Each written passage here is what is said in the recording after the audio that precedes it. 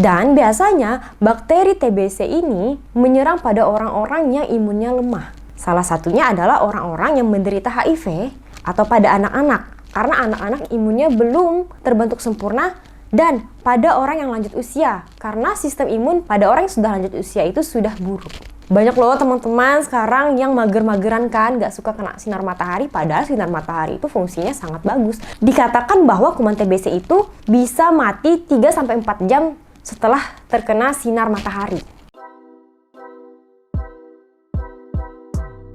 Halo, bersama saya Farah Devina Fitri di program Sehati Sehat Informasi. Teman-teman, sekarang udah tahun 2021 nih. Jadi flashback dulu di tahun 2020, di mana kayaknya itu merupakan tahun-tahun paling kelam bagi semua masyarakat Indonesia karena adanya wabah pandemi corona yang berefek pada semua kalangan masyarakat, baik dari segi sosial, ekonomi, maupun segi-segi lainnya. Sebenarnya akan saya bahas di sini bukan coronanya ya teman-teman, tapi teman-teman ingatkan bahwa pada awal kemunculan corona, salah satu gejala dari corona adalah batuk-batuk. Seperti itu.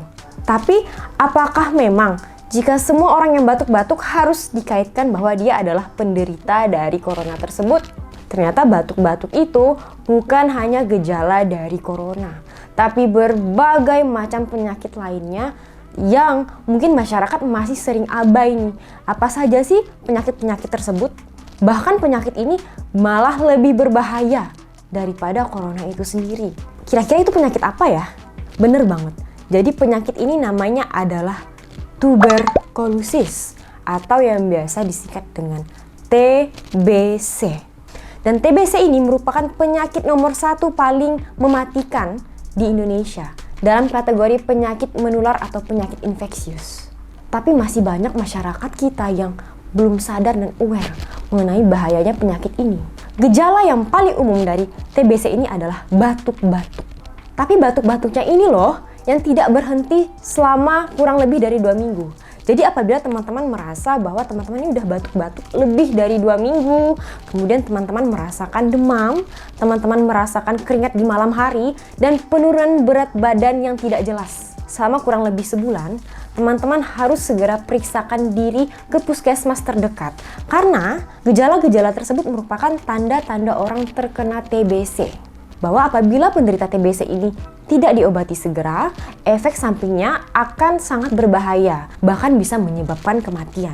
Penyakit ini menular melalui droplet atau percikan air liur saat kita berbicara, saat kita batuk, maupun saat kita bersin. Bakteri itu bisa menyebar dan menulari orang-orang yang berdekatan dengan kita. Dan biasanya bakteri TBC ini menyerang pada orang-orang yang imunnya lemah. Salah satunya adalah orang-orang yang menderita HIV atau pada anak-anak, karena anak-anak imunnya belum terbentuk sempurna, dan pada orang yang lanjut usia, karena sistem imun pada orang yang sudah lanjut usia itu sudah buruk. Jadi TBC ini rentan menulari mereka-mereka yang memiliki sistem imun tubuh yang masih lemah atau yang lemah. Apa sih faktor resiko yang menyebabkan orang bisa terkena TBC? Tadi salah satunya adalah sistem imun tubuh yang melemah. Dan orang-orang yang tinggal di perumahan padat, di mana orang-orang tersebut tinggal pada satu lokasi atau satu bangunan yang seharusnya ini untuk 5 orang saja, tapi ditinggali oleh 10-15 orang. Kemudian di rumah-rumah yang mungkin ventilasinya tidak baik, sirkulasi pertukaran udaranya. Karena kuman TBC ini sangat suka hidup pada tempat yang lembab dan bisa bertahan selama berminggu-minggu lamanya. Jadi teman-teman harus pastikan bahwa sirkulasi di rumah teman-teman itu baik, terkena sinar matahari yang cukup. Banyak loh teman-teman sekarang yang mager-mageran kan, gak suka kena sinar matahari, padahal sinar matahari itu fungsinya sangat bagus. Dikatakan bahwa kuman TBC itu bisa mati 3-4 jam setelah terkena sinar matahari. Makanya orang-orang yang biasanya dengan TBC diharapkan bisa berjemur di bawah sinar matahari. Jadi teman-teman yang mungkin sudah merasakan gejala-gejala dari TBC tadi, segera periksakan diri ke puskesmas terdekat atau ke rumah sakit terdekat untuk diberikan penanganan sejak dini. Karena obat-obatan TBC ini disubsidi pemerintah dan bisa didapatkan secara gratis. Tapi teman-teman harus ingat, ketika teman-teman datang ke puskesmas dan sudah dinyatakan positif TBC, obat yang diberikan itu diminum sebanyak 6 bulan tanpa putus. Jadi ketika teman-teman sudah mengkonsumsi obat TBC, teman-teman wajib sekali untuk mengkonsumsi obat secara teratur selama 6 bulan tanpa putus 1 hari pun. Karena apa? Apabila teman-teman mengkonsumsi obat-obatan secara bolong-bolong atau tidak teratur dan tidak disiplin, menyebabkan bakteri TB tersebut akan lebih kebal pada tubuh manusia. Ketika bakteri tersebut kebal pada tubuh kita, maka obat-obat tersebut tidak akan mampu untuk menghilangkan bakteri tersebut atau membunuh bakteri tersebut dalam tubuh kita. Yang ada, teman-teman akan diberikan obat lagi. Obat TBC sendiri ini memiliki beberapa macam efek samping, yaitu kencing teman-teman bisa menjadi merah. Kemudian teman-teman juga akan berkurang pendengarannya atau perubahan kulit warna pada teman-teman.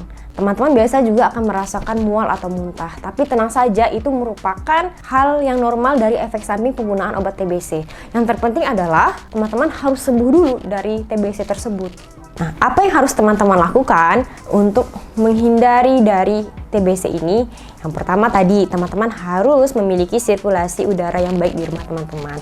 Harus mendapatkan sinar matahari yang cukup. Teman-teman harus rajin berolahraga pastinya untuk meningkatkan sistem imunitas dari tubuh teman-teman.